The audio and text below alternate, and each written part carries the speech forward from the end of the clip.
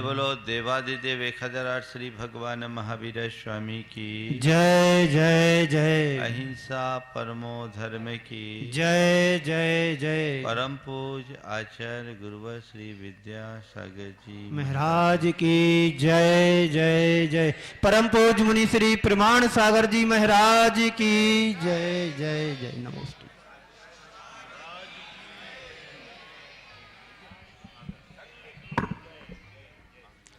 आज हम जहाँ बैठे हैं वह श्रम, श्रद्धा, भक्ति और समर्पण का क्षेत्र है। देश में अनेक धर्मायतन हैं, तीर्थ हैं, मंदिर हैं। सभी का अपना अपना महत्व है, लेकिन उन सब के मध्य पीसनहारी तीर्थ पूरे विश्व में इकलौता है।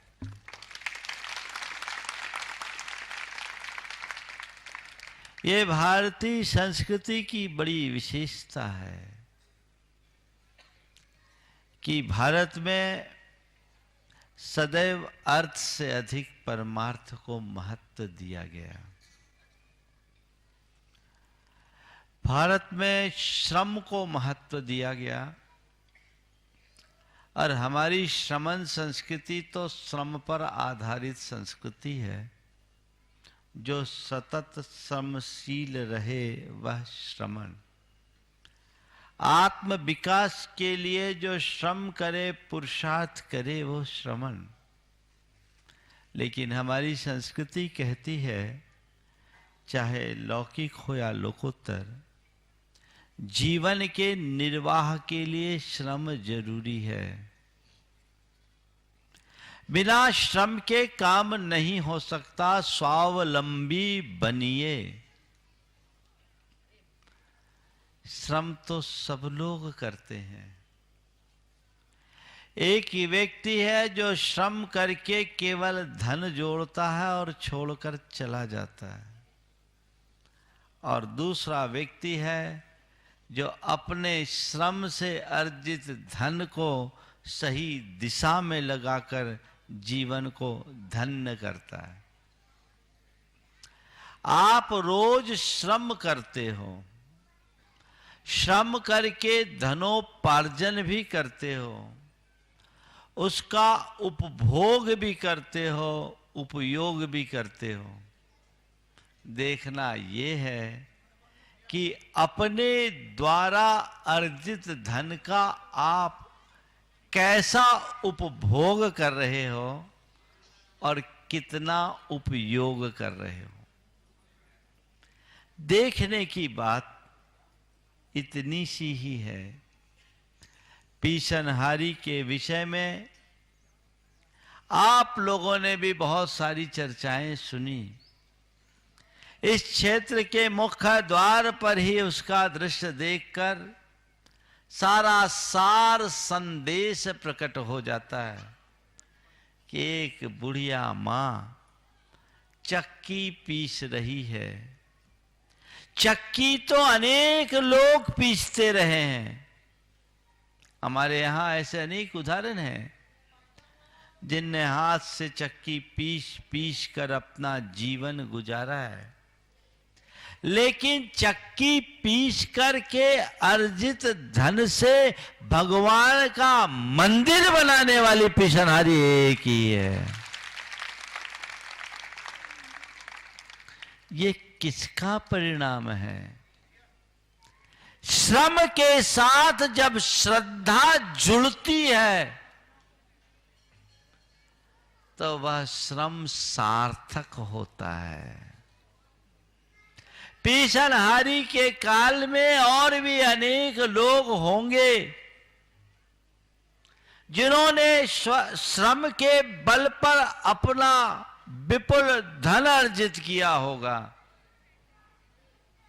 पीसनहारी से ज्यादा धन उनके पास होगा, लेकिन उन्होंने अपने अर्जित संपत्ति क्या किया? अपना घर बनाया, मकान बनाया, अपने संतान को सौंपा, अपने वंशजों को के लिए रखा, और बहुत होंगे तो जमीन के अंदर गाड़ के रखा होगा। किसी का नाम पता आपको है? दूर मत जाओ, तुम खुद को देखो। तुम्हारे पहले तुम्हारे दादा होंगे, परदादा होंगे, और उसके ऊपर सरदादा होंगे। कितनों को नाम पता है? बोलो।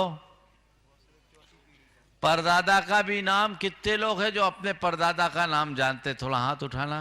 परदादा का देखो, उंगलियों में गिनती करने लायक हाथ है, समझ रहे? परदादा का नाम, शकल तो देखी नहीं होगी, लेकिन नाम भी बहुत थोड़े से लोग, और उससे ऊपर नहीं ना पता। ये जीवन का एक बहुत बड़ा यथार्थ है। काश मनुष्य सच्चाई को समझे। जिस व्यामोह में पढ़ करके मनुष्य पूरे जीवन केवल जोड़ने में अपनी शक्ति लगाता है, यदि सच्चाई का बोध हो जाए तो उसी क्षण उसकी दिशा बदल जाए, उसी क्षण उसकी दिशा बदल जाए। तुम्हें अपने परदादा का भी नाम पता नहीं, पर ये पीछनहारी कितने सालों से चर्चित हो गई पता है? मुझे बताया गया लगभग 650 से 700 वर्ष पुराना ये इसका इतिहास है। देश में पहाड़ियां अनेक हैं, लेकिन इस पहाड़ी के ऊपर मंदिर बनाने का मनोभाव, दीजिए मुझे डिटेल दे दिया गया। ये पीछनहारी मड़िया तीर्थ की पहाड़ी पर जो पीछनहारी ने भगवान का मंदिर बनाया, पद्मप्रभ भगवान और सुपार्श्वनाथ भगवान के जिनबिंब विक्रम संवत 1542 में पधराए गए। अभी 2076 है, 76 है ना, 77 के 77 है, हाँ। तो 1542 और 77, यानी आपको जाकर के 35 और 535 वर्ष पुराना इतिहास। 650 सुधार लेना भाई।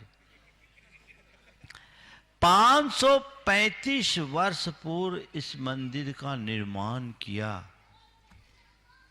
और आज भी ये सुरक्षित है। इससे कुछ बात समझ में आ रही? सबसे पहले उसकी श्रद्धा को देखो।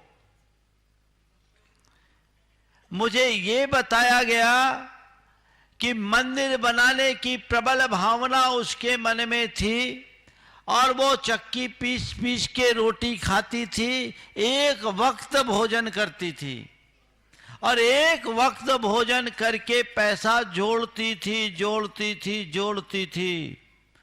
लेकिन दुर्दैव ऐसा आया कि लोगों ने उसका पैसा भी चुरा लिया। बुढ़ापा आ गया, जीवन भर का जोड़ा हुआ धन चला गया, लेकिन उसका संकल्प अभी भी बना है। वो हताश नहीं हुई। क्या प्रेरणा है!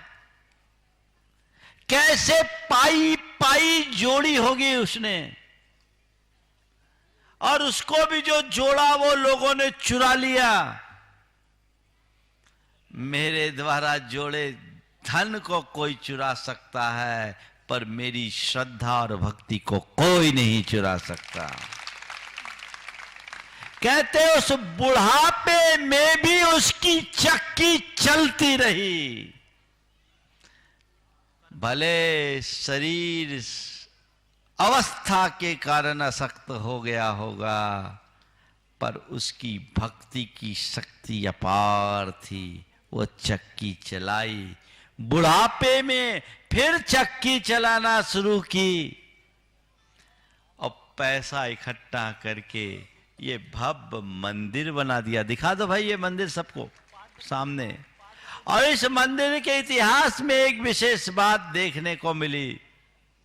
जब मेरा कलश पर ध्यान गया, लोगों ने बताया ऐसे मड़िया जी तो कई बार आए, लेकिन पहली बार ये देख करके मुझे बहुत अच्छा लगा। देखो कलश दिखाओ भाई, इसके कलश को आप देखिए। मंदिर में अमलासार के ऊपर कलश रखे जाते हैं, पर इन कलशों के मध्य उस बुढ़िया के चक्की के दोनों पार्ट स्थापित कर दिए गए। वो दोनों पार्ट, हाँ पार्ट और दोनों पार्ट हो गए ना, दोनों पार्ट में आ गया वो।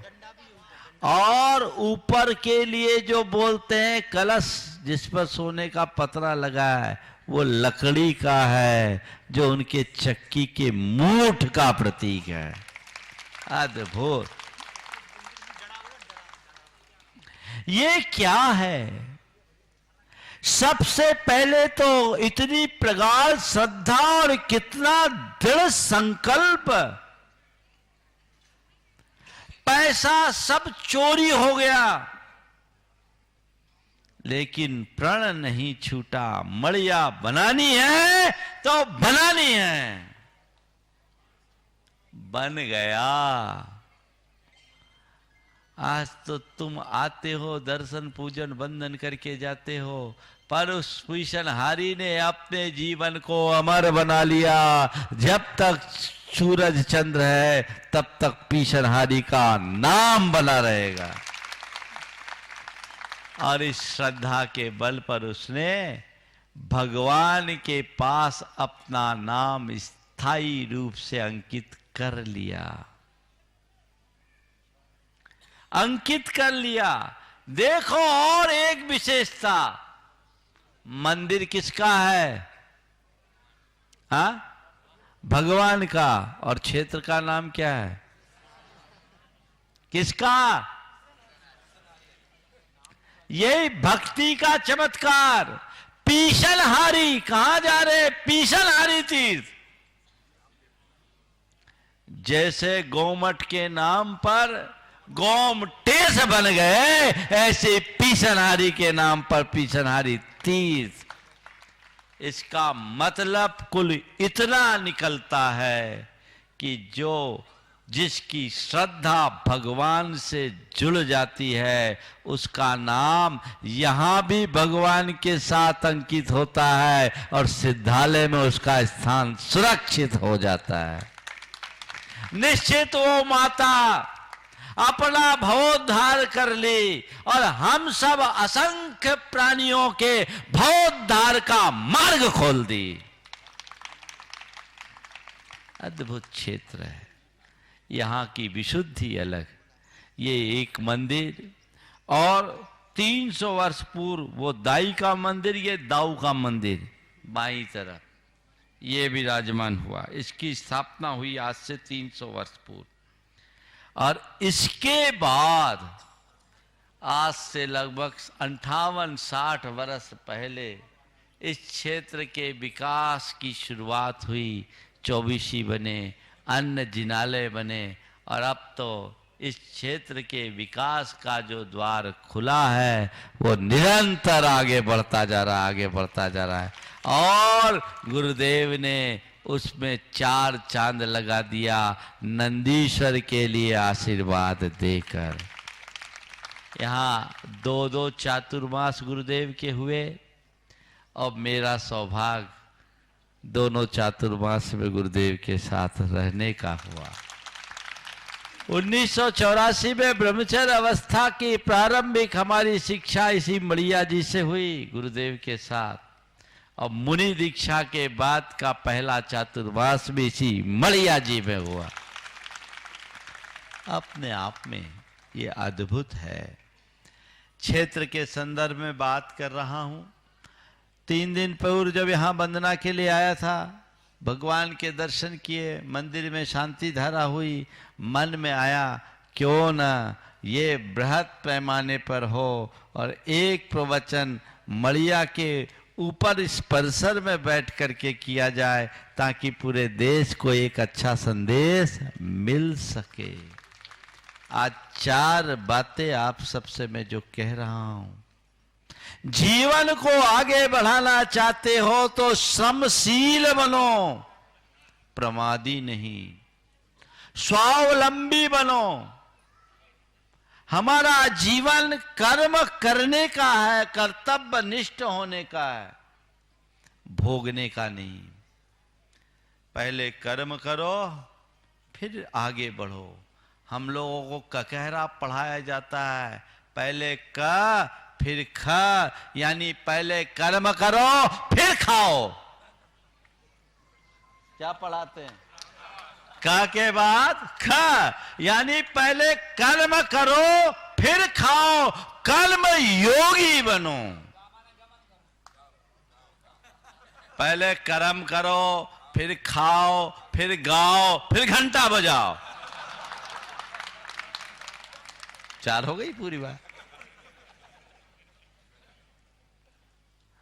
तो ये जीवन का सार है, निचोड़ है। कर्मशील श्रमशील होना चाहिए, लेकिन हमारा श्रम तब सार्थक होता है जब हृदय में श्रद्धा हो। श्रम को श्रद्धा से जोड़ो। अगर तुम्हारे हृदय में सच्ची श्रद्धा है प्रभु और परमात्मा के प्रति, तो श्रम करने की क्षमता भी आएगी और शक्ति भी होगी। पीसनहारी इसका ज्वलंत उदाहरण है। बुढ़ापे में फिर से नई गिनती शुरू करने का सौभाग्य उसे मिला। ये शक्ति आई श्रद्धा के कारण। मैं मानता हूं यदि उसके हृदय में मंदिर के निर्माण का संकल्प नहीं होता तो इस चोरी के बाद हो सकता है वह भी डिप्रेशन की शिकार हो गई होती। पर श्रद्धा का ऐसा संबल जुड़ा कि सब कुछ खो करके भी वह बहुत कुछ पा ली, अपने जीवन को अमर बना ली। मैं आप सबसे कहता हूं, जीवन में श्रम करो, पर कई बार ऐसा देखने में आता है लोग सतत श्रम करते हैं और श्रम करने के बाद कदाचित विफल हो जाते हैं, तो विफल होने के बाद मन टूट जाता है। अब हम क्या करें? हमने सुना है थॉमस एडिसन के बारे में, उसने या आइंस्टीन के बारे में, दोनों में किसी एक का है, मैं कुछ भूल रहा हूं, लेकिन उसके बारे में सुना है कि उनने अपने जीवन में पूरा जीवन श्रम करके शोध किया और एक दिन अपना काम कर रहे थे लालटेन के प्रकाश में। हाँ, एडिसन है ना, थॉमस एडिसन। लालटेन के प्रकाश में अपना काम कर रहे थे। इसी बीच उनका कुत्ता टॉमी आया और उछल कूद की, लालटेन गिर गई और उससे पूरा का पूरा शोध जलकर खाक हो गया, खाक हो गया। लेकिन उन्होंने एक बार टॉमी को देखा। टॉमी तो ऐसा देख रहा है जैसे उसने बहुत बड़ा काम कर लिया। पर थॉमस एडिसन ने टॉमी की तरफ देखा और कहा, टॉमी, तुम्हें पता नहीं कि तुमसे कितना बड़ा अकृत्य हो गया, पर तुम क्या कर सकते हो, तुम्हें इसका पता नहीं। चलो कोई बात नहीं, मेरे जीवन भर की मेहनत आज व्यर्थ हुई है, कोई बात नहीं, मैं फिर से अपना शोध कार्य प्रारंभ करूंगा और नतीजे तक चलूंगा। क्यों पहुंचूंगा? क्योंकि उस व्यक्ति के हृदय में विश्वास था कि ये कार्य मैं कर सकता हूं। ठीक वैसे ही जैसे पीछनहारी को विश्वास था, अरे चोर धन लूट गए तो क्या हो गई, मेरी सांसें अभी सुरक्षित है और मैं मड़िया बनाऊंगी, मंदिर बनाऊंगी, भगवान को पधराऊंगी। ये संकल्प था और उसकी श्रद्धा ने उसे शक्ति दी, संबल दिए। प्रेरणा लो अपने जीवन में। कितनी भी मेहनत करके यदि कहीं पिछड़ जाओ, नुकसान हो जाए तो घबराओ मत। दोहरी ताकत जोड़ करके जुटो, पूर्ण आत्मविश्वास और श्रद्धा के साथ, तब जीवन में उपलब्धियां होती है। आप लोग क्या करते हो, थोड़ा सा कुछ हुआ नहीं, पस्त पड़ जाते हो, मुंह लटका कर बैठ जाते हो, हिम्मत हार जाते हो। अपने अंदर जज्बा जगाइए, हिम्मत जुटाइए और संकल्प ऐसा लीजिए जो आपके लक्ष्य तक आपको पहुंचा दे, क्योंकि संकल्प से ही सिद्धि होती है। संकल्प में एक बहुत बड़ी ताकत है। वो दृष्टिकोण अपने अंदर विकसित होना चाहिए, वैसी सोच अपने भीतर जगनी चाहिए। तो श्रम के साथ श्रद्धा, बिना श्रद्धा के श्रम व्यर्थ हैं। आज कभी भी ऐसा कुछ हो तो अपनी श्रद्धा को प्रमुखता दो और ये सोचो, ये मैं कर लूंगा, ये मैं कर लूंगा और ये मुझे करना है।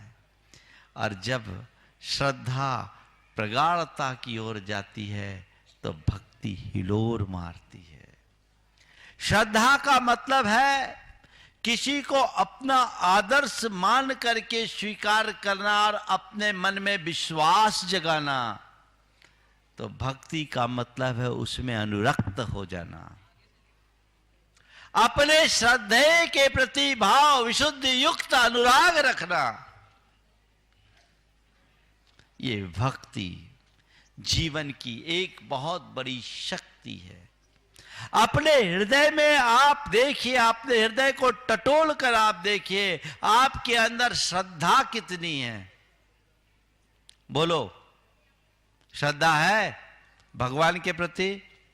है गुरु के प्रति? है पक्की श्रद्धा है या कच्ची? तुम्हारी श्रद्धा की पोल खोलूं? ओम, हाँ बिल्कुल बिल्कुल बिल्कुल बिल्कुल, बहुत अच्छी बात है। मैं आपकी श्रद्धा की पोल खोलूं? हाँ खोलूं? नहीं खोलूं, ढके रहो, थोड़ा सा खुलवा लो, अच्छा लगेगा। देखो, गुरु के प्रति श्रद्धा है। अब भगवान को थोड़ा गौण कर रहा हूं क्योंकि भगवान बोलते नहीं, गुरु से जल्दी बात प्रैक्टिकल हो जाए। गुरु के प्रति श्रद्धा है ना? मान लो मैं यहां बैठा हूं और राकेश भाई तुम नीचे हो, तुमसे किसी ने कहा कि महाराज जी ने आपको ऊपर बुलाया है, तुम सब काम छोड़ के आओगे कि नहीं आओगे? अब तुम ऊपर आ गए, अब पूछा महाराज जी कोई काम? आपने याद किया, हाँ हाँ कोई काम नहीं है, जा। आपने याद किया? हाँ याद तो किया था, कोई काम? कोई काम नहीं। अब बोलो मन में क्या आएगा? अरे यार महाराज जी ने फालतू बुला लिया, चलो कोई बात नहीं, ठीक है महाराज आपकी आशीर्वाद मिल गया, कम से कम दर्शन हो गया। अब तुम नीचे पहुंचे और कोई जरूरी काम में उलझे थे, फिर कक्का पहुंच गया तुम्हारे पास, भैया महाराज बुला रहे। अब क्या हो गया? अरे अभी तो गए थे, बोले नहीं बुला रहे हैं, कोई काम है। अब तुम आए, आके बैठ गए, महाराज आपने बुलाया, हमने तुम्हारी तरफ देखा ही नहीं। और क्या कर रहे हैं? अब तुम्हारी तरफ देखा ही नहीं, और मान लो तुम्हारा कोई विरोधी, ऐसे तो शायद तुम्हारा कोई विरोधी होगा नहीं, पर तुम्हारे विरोधी से हम बात कर रहे हैं। अब बोलो, अब क्या होगा? तुम आके बैठे हो, तुमसे तुम्हारी तरफ देख नहीं रहे हैं और तुम्हारे विरोधी से बात कर रहे हैं। अब बोलो, अब क्या होगा?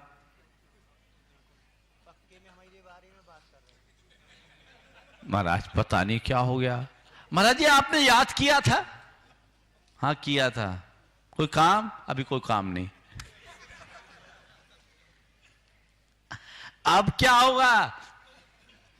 अरे पता नहीं आज महाराज को क्या हो गया। महाराज को क्या हो गया? 2 बार पहाड़ चढ़वा दिए। कितना जरूरी काम हमने छोड़ा, अब गए, और तीसरी बार हमने अरविंद को भेज दिया। अरविंद जाओ राकेश को बुला लिया। अब नीचे गए और अरविंद ने जैसे बोला महाराज बुला रहे। अरे यार क्या हो गया? महाराज के बाद 2 दफे तो हुआ है, फालतू कुछ बोलते चालते हैं नहीं, पता नहीं महाराज को क्या हो गया, उनको तो कोई काम है नहीं, हमें परेशान कर।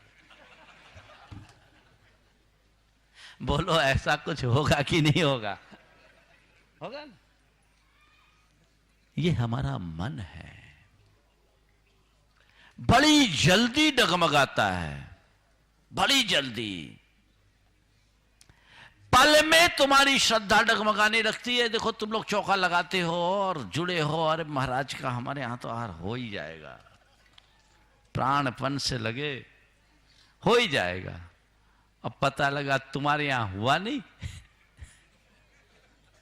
और दूसरों के यहां हो गया। मन डगमगाता है। हा?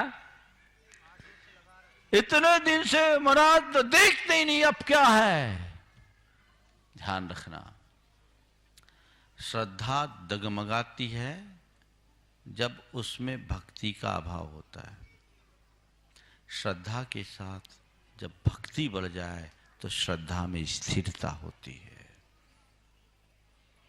श्रद्धा रखो और श्रद्धा के साथ भक्ति रखो, यानी उनके प्रति अनुराग। ये भक्ति प्रगाढ़ से प्रगाढ़तर बनाओ। आपकी देव के प्रति श्रद्धा है, गुरु के प्रति श्रद्धा है, भक्ति कितनी, उसमें स्थिरता रखो। एक बार गुरुदेव ने किसी संदर्भ में कहा था, ये समाज है, पांव तो पूजती है पर बात नहीं मानती। बात सही है ना? तुम चरण पखार के गंधोदक सिर पे लगा लोगे, क्यों चरण पखारते हो गुरु के? बोलो, अपना आदर्श मानकर, हाँ, आदर्श मानकर, श्रद्धा से भरकर चरण पखारते हो। तुम्हारे हृदय में भक्ति भी है, लेकिन चरण पखारने के बाद जब उनको आदर्श मानते हो तो उनके आदर्शों को स्वीकारने में संकोच क्यों? भक्ति की कमी है। भक्ति में प्रगाढ़ता होनी चाहिए, तब जीवन धन्य होगा। जिसके हृदय में श्रद्धा और भक्ति होती है वो अपने जीवन की दिशा ही बदल देता है।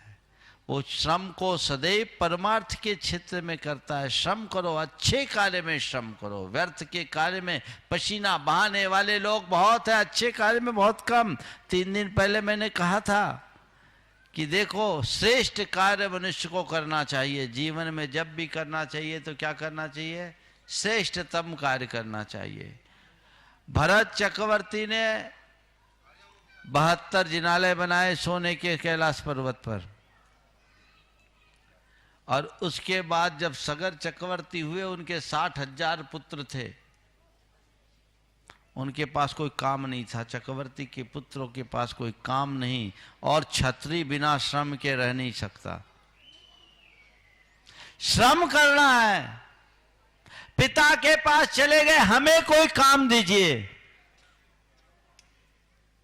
क्या काम दूं? ऐसा वैसा काम तो चक्रवर्ती पुत्रों को नहीं दिया जा सकता। देखो कितनी अच्छी प्रेरणा है इस विषय में। काम दे, क्या काम दे? चक्रवर्ती सोच में पड़ गया, फिर सोचा देखो एक सर्वश्रेष्ठ काम मेरी दृष्टि में क्या है। बोले भरत चक्रवर्ती ने 72 जिनालय बनाए स्वर्ण के कैलाश पर्वत पर पंचम काल के लोग भरोसेमंद नहीं रहेंगे, कहीं उसकी ईंटें न उखाड़ ले जाए, मामला गड़बड़ हो जाएगा। तो तुम 60,000 के 60,000 पुत्र मिलकर उसके चारों तरफ गहरी खाई खोद दो जो मनुष्यों के द्वारा दुर्गम्य हो जाए, और उसमें गंगा को बहा दो। नदियां मोड़ने का काल बहुत पुराने समय से चल रहा है। खाई खोद कर गंगा बहा दो। और उन 60,000 पुत्रों ने लंबे समय तक, कई वर्ष लगे इसमें, श्रम किया। और किसके लिए श्रम किया? धर्मायतन की सुरक्षा के लिए श्रम किया। श्रद्धा थी तो हमेशा हमें सकारात्मक दिशा में श्रम करने के लिए उत्साहित रहना चाहिए। अपनी श्रद्धा भक्ति को बलवान बनाकर रखना चाहिए, और श्रद्धा के साथ भक्ति के बाद समर्पण का भाव रखना चाहिए। समर्पण क्या है? भक्ति का जो प्रकट रूप है वो समर्पण है। श्रद्धा में लगाव है, भक्ति में अनुरक्ति है, और समर्पण में सामने वाले के प्रति विछ जाना है। तुम्हारे हृदय में देव, गुरु और धर्म के प्रति कितनी श्रद्धा है ये तुम्हें देखना है। देव, गुरु और धर्म के प्रति तुम्हारी कैसी भक्ति है ये तुम्हें देखना है, और देव, गुरु और धर्म के प्रति तुम्हारा कितना समर्पण है ये तुम्हें देखना है। समर्पण की बात आती है तो देखो कैसा समर्पण है। कैसा समर्पण? भगवान के मंदिर के गुल्लक में जब पैसे डालते हो तो 100 का नोट भी तुम्हें बड़ा दिखता है। बोलो दिखता है कि नहीं दिखता? गुल्लक में पैसे डालते समय 100 का नोट तुम्हें बड़ा दिखता है, और शॉपिंग मॉल में तुम्हें 2000 का नोट भी छोटा नजर आता है। समझ में आ रही है बात? बजाओ ताली। समझ में आ रही है ना बात? जब समर्पण करने की बारी आती है मन कैसे संकुचित होता है। अभी पंचकल्याणक होना है, देखता हूं कौन कैसा समर्पण का भाव जगाता है। दुनियादारी के कार्यों में आदमी कोई हिसाब किताब नहीं लगाता, पर धर्म के कार्य में थोड़ा बहुत भी लगाता है ना तो जोड़ घटाव पूरा रखता है, और यह भी देखता है कि इसका लाभ हमें कितना मिलने वाला है। एक बार एक जगह चतुर्मास की स्थापना हुई, एक आदमी ने 21 लाख का दान दिया, कलश रखा और शाम को चेक दे दिया। सुबह कलश रखा, शाम को चेक दे दिया। लोगों को लगा ये बड़ा उदार आदमी, बड़ा समर्थ आदमी, 21 लाख का चेक दे दिया तुरंत के तुरंत। उसके मित्र ने बोला भैया ये 21 लाख का आज तुमने तुरंत के तुरंत दान दे दिया। बोले तुम्हें नहीं मालूम ये सब मार्केटिंग है। क्या हो गया? बोले आज 21 लाख रुपया मैंने बाजार में दिया तो लोगों को मालूम है कि हमारी स्थिति बहुत अच्छी है, और आप सब सुनकर के आश्चर्य करोगे, ऐसे लोग भी दुनिया में होते हैं। लोगों ने उसको रुपये दे दिए, ब्याज पे देते हैं ना, और वो आदमी बाजार का 5 करोड़ लेके रफू चक्कर हो गया।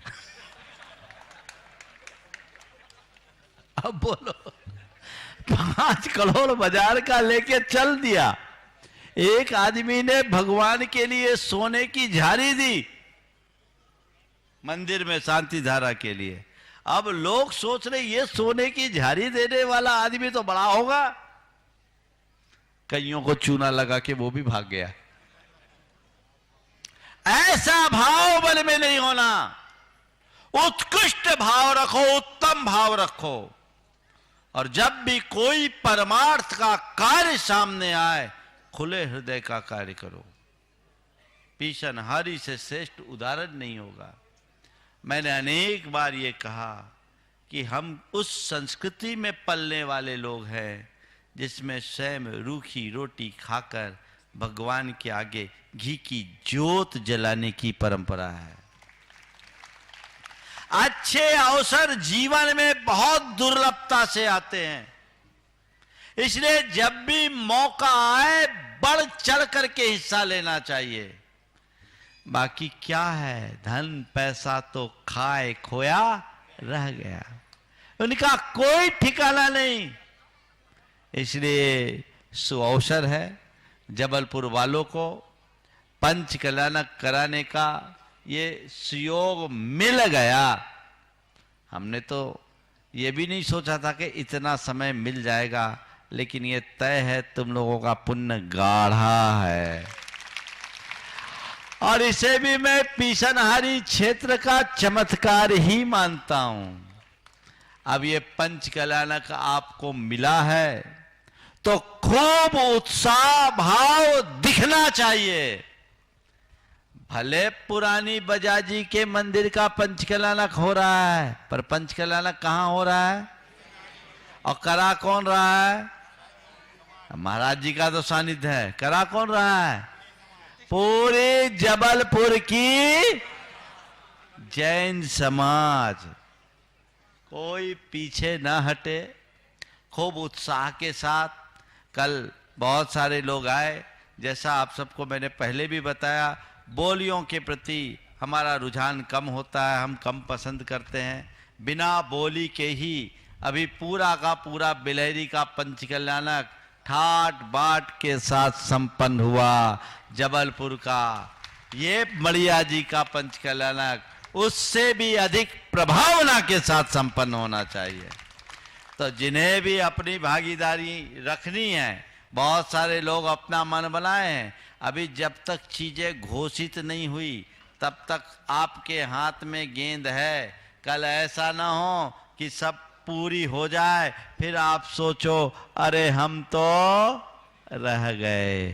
कुछ लोग पिछली रोटी खाए हुए होते हैं, वो वैसे ही देखते हैं। ऐसा ना हो, समझ गए? तो उत्साह के साथ अपनी श्रद्धा भक्ति को बनाइए। पंच कल्याणक का ये अवसर आपको है। और परसों मंगलवार को गुरुकुल के मुनि सुब्रतनाथ भगवान, जो जबलपुर के सबसे बड़े मुनि सुब्रतनाथ भगवान हैं, उनका मस्तकाभिषेक। ये सारे सुयोग आप सबको प्राप्त हो रहे हैं।